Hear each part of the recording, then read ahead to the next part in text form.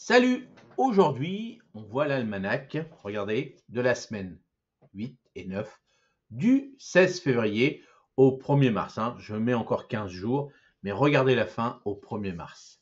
Au mois de mars, ça commence à sentir le printemps.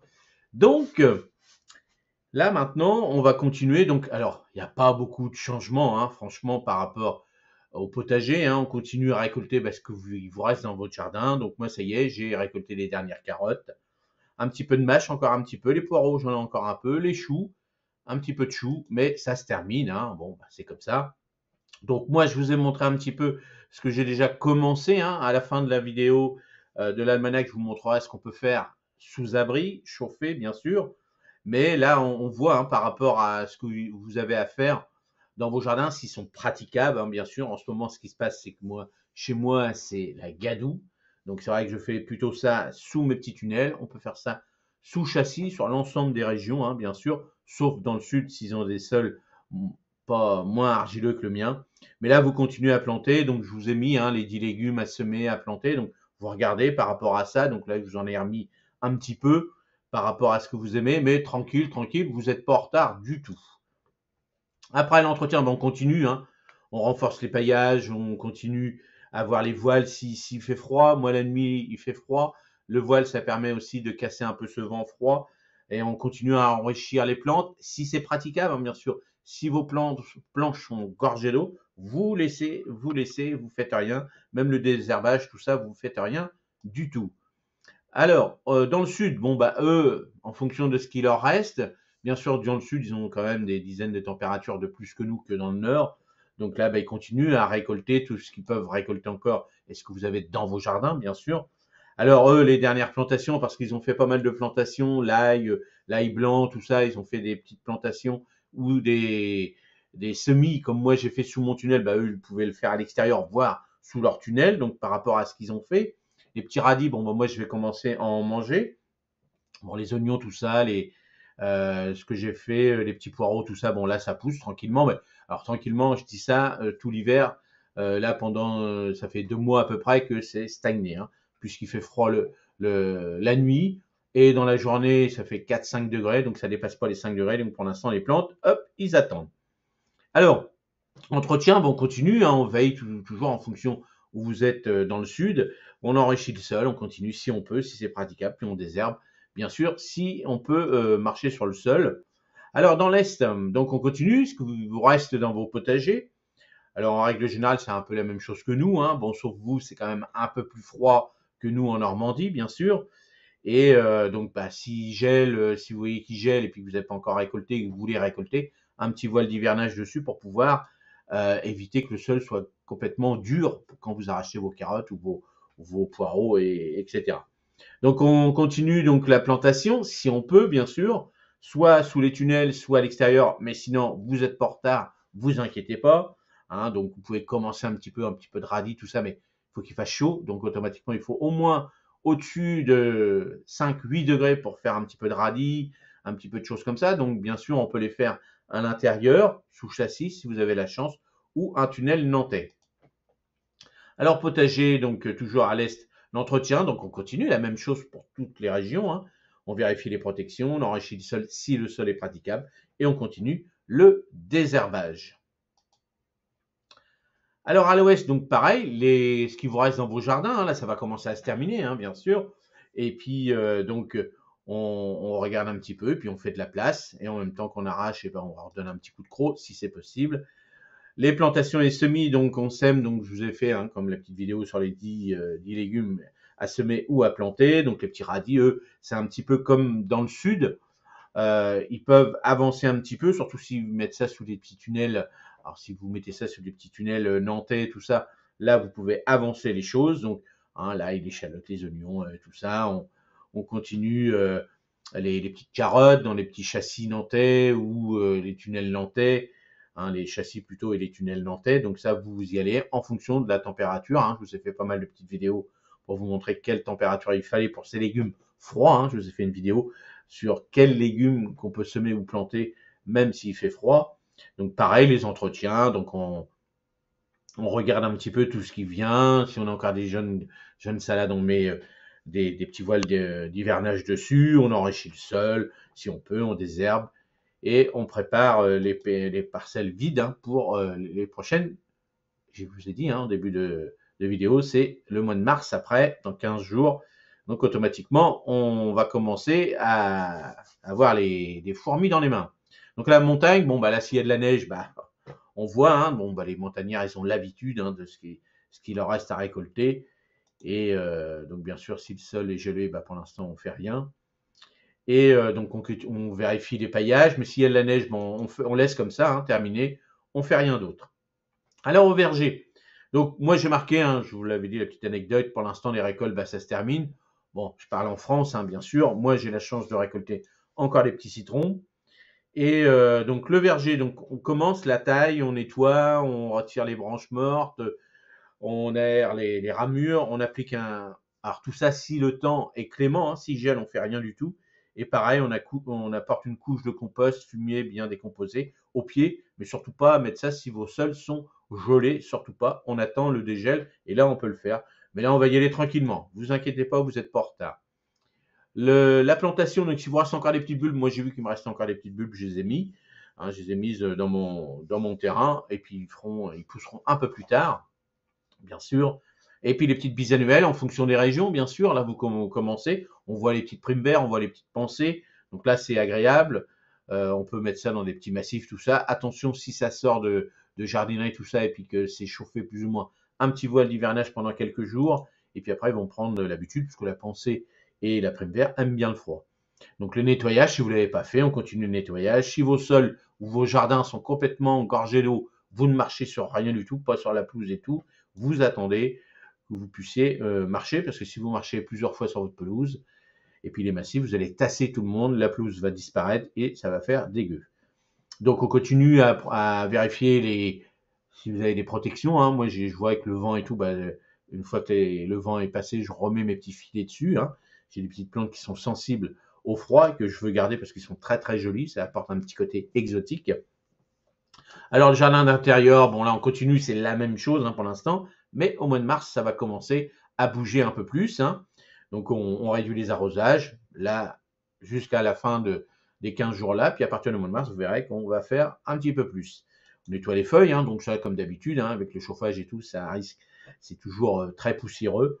On continue à vérifier s'ils sont bien placés près d'une fenêtre pour avoir de la lumière, mais c'est sûr qu'à cette époque-là de l'année, ils font un peu la tête.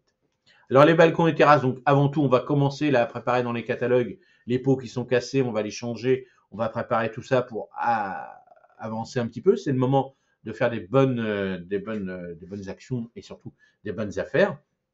Et puis on continue. Si les plantes ils sont toujours pas rassemblées, vous les rassemblez, mais surtout vous vérifiez vos voiles, vous vérifiez tout ce qui est bâche, tout ça et tout ce que vous avez protégé si ça va. Attention dans les régions du sud les températures vont commencer à se réchauffer, donc attention en dessous s'il n'y a pas un verre, s'il n'y a pas des chenilles et autres qui vont commencer à bouffer tout ça. Donc on continue, on plante des petites pensées, des plantes de terre de bruyère d'hiver ou maintenant bientôt de printemps, et on apporte toujours un peu de couleur avec les pensées, les primes verts, c'est la même chose que dans le jardin. Là, ça va être le moment où on voit les petites promotions qui sont très intéressantes. Attention à vos balcons et terrasses, ils sont très hauts. Mettez des petits voiles d'hivernage au début, ça c'est important. Et puis pareil, vérifiez vos plantations que vous avez, les lauriers, des choses comme ça. Si vous êtes comme moi dans le nord de la France, il faut protéger ce genre de plantes, mais surtout vérifier en dessous si, quand il y a un rayon de soleil, si tout va bien. Parce qu'en dessous, il peut y avoir des pucerons, des choses comme ça, et puis vous ne voyez pas, puis vous dites, ah, ma plante, elle fait un peu la tête. Arrosage, donc décoration naturelle, on continue, on arrange. Donc déjà, si on a planté des petites plantes avec des fleurs et tout, on arrange. On enlève bien les fleurs fanées de tout ça, au fur et à mesure. Qui continue, on en rajoute des engrais spécifiques pour ce genre de plantes. Généralement, vous prenez un engrais spécial liquide, c'est plus facile pour vous sur les balcons et terrasses pour favoriser la floraison. Et puis on continue, les petits arrangements, on vérifie ça bien sûr. Quand on a eu du vent, tout ça, on regarde tout ça. Donc les conseils, on continue, le compost, on continue à ajouter, parce que là, on ne fait pas grand-chose à l'extérieur, donc on continue à apporter tout ça, on fait ces petits composts. Moi, j'ai encore des feuilles mortes, tout ça. Bon, là, avec le temps pourri qu'on avait, je n'avais pas trop ramassé tout, mais là, je vais continuer. Là, on va avoir un petit peu de soleil, normalement, donc on va nettoyer tout ça, puis on continue à observer, à continuer à préparer nos futures planches. On vérifie bien, on regarde si on a bien toutes les graines à gauche, à droite qu'on a achetées, si on ne nous en manque pas. Et puis, bah, comme ça, on prépare tout ça dans notre petit jardin. Alors, la petite, les petits textes, c'est-à-dire les petites fiches supplémentaires pour les semis sous tunnel chaud et serre chauffée en hiver. Bon, bah là, on continue à chauffer. Je vous ai montré un petit peu ce que je faisais, moi, déjà, que j'avance un petit peu. Mais si vous n'êtes pas équipé, vous inquiétez pas, vous n'êtes pas en retard du tout. Si vous faites que 3 plants d'aubergines, c'est pas la peine de chauffer la maison complètement pour vous faire 3 plants d'aubergines, ça ne sert à rien. Autant faire travailler un petit producteur, mais par contre, amusez-vous, amusez-vous, c'est ce que je dis toujours. Par exemple, les courgettes, par exemple, là, les tomates, tout ça, ça pousse facilement. Poivron, aubergine, c'est un peu plus délicat, les melons aussi. Alors, melon un petit peu plus facile, on va dire. Les courgettes, ça, c'est très facile, mais les courgettes, vous pouvez les faire fin mars sans problème, genre au bord de fenêtre, à l'intérieur, et puis après, vous le mettez dehors. Là, il n'y a aucun problème. Mais vous voyez, il faut au moins 18, voire 22, voire un peu plus pour les aubergines et les poivrons. Donc, vérifiez bien avant de vous lancer dans ce genre de plantation, hein, de semis plutôt. On voit les gars qui s'équipent et tout. Bon, après, vous vous amusez, mais bon, voilà, à réfléchir à tout ça. Prenez votre temps, prenez votre temps.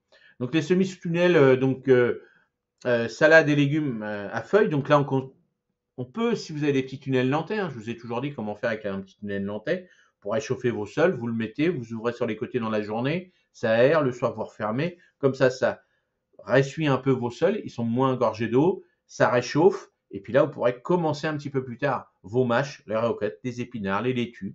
Alors tout ça, on pourra les planter, hein, soit en micro-mode, soit après semer à l'intérieur, et puis après vous les remettez à l'extérieur. Mais choisissez bien des variétés qui correspondent à vos régions. Ensuite, les herbes aromatiques. Donc, moi, j'ai commencé, hein, la ciboulette, le persil. On peut s'amuser à faire du basilic. Attention, le basilic, c'est un petit peu plus compliqué. Il faudra le garder quand même à la chaleur. Mais là, vous pouvez vous amuser, hein, à le faire sans problème. Ensuite, les légumes rustiques. Donc, tout ce qui va être fèves, les fèves, les petits pois. Donc là, ça, il n'y a pas de problème.